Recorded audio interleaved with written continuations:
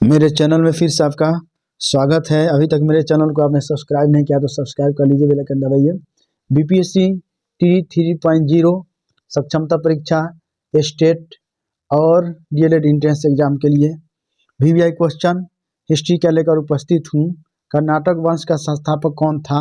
BPSC में आया हुआ क्वेश्चन सब है ना। तो ये 2016 में आया है। नेक्स्ट तो इस सवाल, कर्नाटक वंश का संस्थापक कौन था? तो ये है नान्यदेव था। नेक्स्ट क्वेश्चन आपकी स्क्रीन पर है, कर्नाटक वंश का अंतिम शासक कौन था? तो अंतिम शासक था हरि सिंह। कौन था? हरि सिंह। नेक्स्ट क्वेश्चन आपके स्क्रीन पर, किस काल में अछूत की अवधारणा स्पष्ट रूप से उद्घृत हुई थी? तो ये है धर्मशास्त्र के समय में, है ना। अछूत की अवधारणा स्पष्ट रूप से उद्धृत हुई थी, है ना। ये बीपीएससी 1994 में आया हुआ क्वेश्चन है ना। कनिष्क के शासन काल में बौद्ध सभा किस नगर में आयोजित की गई थी? तो कश्मीर में आयोजित की गई थी कनिष्क के शासन काल में बौद्ध सभा, है ना। बीपीएससी 2005 में आया हुआ क्वेश्चन, है ना। नेक्स्ट क्वेश्चन आपके स्क्रीन पर है, प्रथम बौद्ध संगीत के अध्यक्ष कौन थे? तो महाकश्यप थे। प्रथम बौद्ध संगीत के अध्यक्ष महाकश्यप थे। भगवान बुद्ध के महापरिनिर्वाण के बाद पहली बौद्ध संगीति हुई थी, कहाँ हुई थी? तो राजगीर में हुई थी, है ना, पहली बौद्ध संगीति। बुद्ध के जीवन की 4 महत्वपूर्ण घटनाओं और उनके संबंध 4 स्थानों के नीचे उल्लेख है। यह 2 स्तंभों 1 में अंकित है। आपको इसका सुमेल करना है ना। तो ये है सी आंसर है इसका। देखिए तो सी कौन है? देखिए सी पहला का तीसरा है। पहला का तीसरा जन्म हो गया इनका लुम्बिनी नामक वन में, है ना। और दूसरा क्या है? दूसरा ज्ञानपति बोध गया, है ना। और उसके बाद है ज्ञानपति के बाद है तीसरा का पहला है, प्रथम प्रवचन उन्होंने सारनाथ में दिया और इनका निधन हुआ है, आपको बता दें। चौथा का चौथा कुशीनगर में इनका निधन हुआ। जन्म हुआ लुम्बिनी में, है ना। ज्ञान प्राप्ति हुई आपको बैत गया में, प्रथम वचन इन्होंने किया था सारनाथ में, और निधन हुआ इनका कुशीनगर में। नेक्स्ट क्वेश्चन आपके स्क्रीन पर है, बोध गया में किससे ज्ञान प्राप्ति हुई थी? तो ये जो बीपीएससी 2022 में आया हुआ क्वेश्चन, तो पार्श्वनाथ स्वामी, बोध गया में पार्श्वनाथ स्वामी को ज्ञान प्राप्ति हुई थी। नेक्स्ट क्वेश्चन, सॉरी गलती बोल गया, बोध गया में किससे ज्ञान प्राप्ति हुई थी? तो गौतम बुद्ध को बोध गया में ज्ञान प्राप्ति हुई थी, है ना। नेक्स्ट क्वेश्चन स्क्रीन पर, बोध गया में महाबोधि मंदिर बनाया गया जहाँ क्या था? गौतम बुद्ध को ज्ञान प्राप्त हुआ था। बोध गया में महाबोधि मंदिर बनाया गया जहाँ गौतम बुद्ध को ज्ञान प्राप्त हुआ था। नेक्स्ट क्वेश्चन स्क्रीन पर है, सब बीपीएससी में आया हुआ क्वेश्चन है, बहुत वीवीआई है। गौतम बुद्ध को एक देवता का स्थल किस राजा के युग में प्राप्त हुआ? तो कनिष्क राजा के युग में गौतम बुद्ध को एक देवता का स्थान प्राप्त हुआ था, है ना। नेक्स्ट क्वेश्चन, ईसा पूर्व 6ठी सदी में विश्व की प्रथम गणतंत्रात्मक व्यवस्था कहाँ थी? वैशाली में थी, है ना। नेक्स्ट क्वेश्चन, 16 महाजन पदों की सूची उपलब्ध है ना। कहाँ उपलब्ध है? तो ये है अंगुत्तर निकाय में स्थित है। 16 महाजन पदों की सूची उपलब्ध है ना। नेक्स्ट क्वेश्चन आपकी स्क्रीन पर, नालंदा विश्वविद्यालय की स्थापना किस युग में है ना। स्थापना का युग क्या है? तो गुप्त है ना, स्थापना की युग। नेक्स्ट क्वेश्चन, नालंदा विश्वविद्यालय किस लिए विश्व प्रसिद्ध था? तो ये था बौद्ध धर्म दर्शन के लिए विश्व प्रसिद्ध था, है ना। मध्यकालीन भारत में मनसबदारी व्यवस्था क्यों लागू की गई, है ना, सैनिकों की सुगमता से भर्ती हेतु, है ना, मनसबदारी व्यवस्था लागू की गई थी, है ना। नेक्स्ट क्वेश्चन आपके स्क्रीन पर है, प्रथम मगध साम्राज्य का उत्कर्ष किस शताब्दी में हुआ। तो इनका हुआ है ईस्वी पूर्व 6ठी शताब्दी में प्रथम मगध साम्राज्य का उत्कर्ष हुआ था, है ना। नेक्स्ट क्वेश्चन आपकी स्क्रीन पर, मगध की राजधानी कौन सी थी।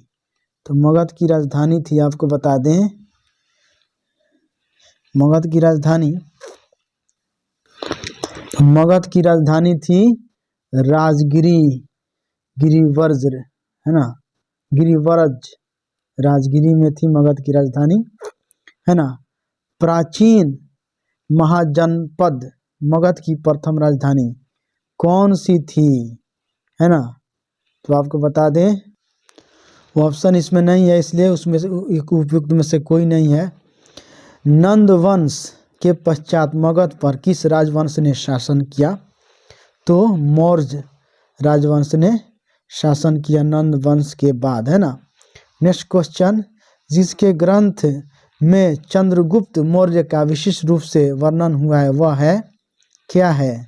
तो विशाखदत्त, विशाखदत्त के ग्रंथ में, है ना, चंद्रगुप्त मौर्य का विशिष्ट रूप से वर्णन हुआ है। नेक्स्ट क्वेश्चन आपके स्क्रीन पर है, निम्नलिखित में से मगध का कौन सा राजा सिकंदर महान के समकालीन था। तो यह धननंद था, है ना, समकालीन था। नेक्स्ट क्वेश्चन आपके स्क्रीन पर, पाटलिपुत्र में स्थित चंद्रगुप्त का महल मुख्यतः बना था, क्या चीज से बना था। तो लकड़ी का बना था, है ना। नेक्स्ट क्वेश्चन आपकी स्क्रीन पर, अष्टप्रधान का गठन किसने किया था। तो अष्टप्रधान का गठन शिवाजी ने किया था। नेक्स्ट क्वेश्चन आपकी स्क्रीन पर, निम्नलिखित में किस मौर्य राजा ने दक्कन की विजय प्राप्त की थी। तो चंद्रगुप्त ने दक्कन की विजय प्राप्त की थी, है ना। अभिलेख जिससे यह प्रमाणित होता है कि चंद्रगुप्त का प्रभाव पश्चिम भारत पर था वह क्या है। ऑप्शन यहाँ पर है, वह है रुद्रदामन का जूनागढ़ शिलालेख, है ना। जिससे यह प्रमाणित होता है कि चंद्रगुप्त का प्रभाव पश्चिम भारत पर था, वह है रुद्रदामन का जूनागढ़ शिलालेख, है ना। निम्न में से कौन सा क्षेत्र अशोक साम्राज्य में सम्मिलित नहीं था। तो श्रीलंका शामिल नहीं था इसके अधिकार क्षेत्र में, है ना। नेक्स्ट क्वेश्चन आपकी स्क्रीन पर है, अशोक के शासनकाल, है ना, में बौद्ध सभा किस नगर में आयोजित की गई थी। अशोक के शासनकाल में, तो पाटलिपुत्र में इसके शासनकाल में आयोजित की गई थी बौद्ध सभा, है ना। अशोक के शिलालेखों में प्रयुक्त भाषा है प्राकृत भाषा है। अशोक के शिलालेखों में प्रयुक्त भाषा था प्राकृत भाषा थी, है ना।